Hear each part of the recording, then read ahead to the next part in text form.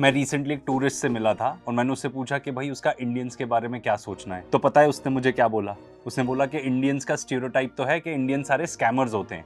Of course मुझे उसकी बात पे काफी गुस्सा आया, पर जब मैंने उसके बारे में सोचा तो मुझे लगा कि ये कहीं ना कहीं ये आदमी ठीक तो बोल ही रहा है। वैसे हमारे यहाँ पे इतने बड़े बड़े फाइनेंशियल स्कैम्स हो चुके हैं, वो तो एक बात है, पर यूट्यूब पे आप एक बार सर्च करके तो देखो इंडियन स्कैमर्स, तो उनको एक्सपोज करते हुए इतने सारे वीडियोस मिल जाएंगे आपको कि मतलब हद ही हो गई। मतलब मुझे ही शर्म आ गई वो देख के। कहीं टूरिस्ट स्कैम है तो कहीं कॉल सेंटर स्कैम है। चलो यहाँ पर तो वो फॉरेनर्स को लूट रहे हैं और ये समझ में आता है कि क्यों हमारी इमेज ऐसी है जैसा कि लोग सोचते हैं, पर असली बात तो ये है कि हमने किसी चीज को नहीं छोड़ा। हर चीज में स्कैम है और हर एक चीज फेक भी हो सकती है।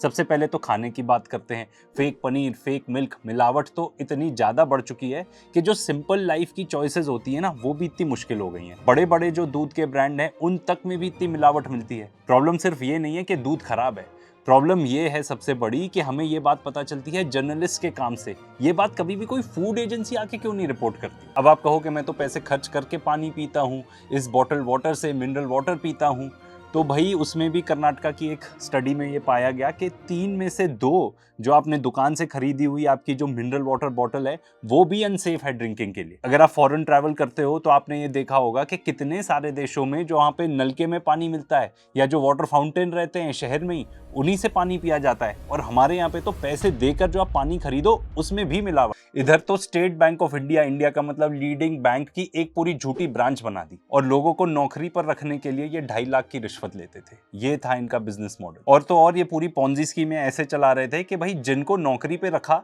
उन्हीं को बोलते थे कि आप और लोगों को लेके आओ ताकि हम उनको भी नौकरी देंगे। ठीक है, इन लोग की पूरी ट्रेनिंग वीनिंग भी करी इन्होंने, पर लोगों को तब शक हुआ जब लोग वहां बैठे रहते थे, उनको कोई काम ही नहीं दिया जाता था। आप ये देखो ये कितना फ्रॉडुलेंट, मतलब इसके लिए क्या वर्ड यूज करो, कि आप देख रहे हो कि भाई नौकरियां हैं नहीं। ठीक है, लोग 2.5 लाख की रिश्वत भी देंगे 30,000 की नौकरी के लिए। ठीक है, आपको स्कैम वैसे भी लाइफ लॉन्ग तो चलाना नहीं है, कुछ हफ्ते चल जाए वही काफ़ी है।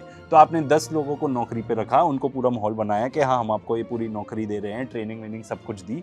आपने इन 10 लोगों से 2.5 लाख रुपए लिए, 25 लाख ले लिए। ठीक है, अब आपको उनको 30,000 नौकरी पे देनी है उनकी सैलरी। ठीक है, तो ये ऐसा बिजनेस मॉडल है और आप इनको बोलते हो कि भाई और लोगों को लेके आओ। वो तो ये सही बात है कि SBI के असली एम्प्लॉइज ने देख लिया कि ये तो भाई हमारी कोई ब्रांच ही नहीं है। लोग वहां आते थे कि भाई हमारे पैसे डिपॉजिट कर दो, तो ये लोग कहते थे हाँ करते हैं, अकाउंट खुलवा दो। वो सब कुछ नहीं कर रहे लोग। अब हॉस्पिटल में तो हमारे इतने स्कैम्स होते हैं, कोई भी आए अच्छा वाला इंसान उसको बोल देंगे भाई सर्जरी कराओ, चाहे बच्चा है बूढ़ा है सर्जरी करवाओ। ऐसे ही एक आदमी को जो किसी से लड़ाई करके आया था, वो बेहोश था बेचारा, सिर्फ बेहोश था, उसको बता दिया कि इसको तो सिवियर स्पाइनल फ्रैक्चर है और उसको कोमा है।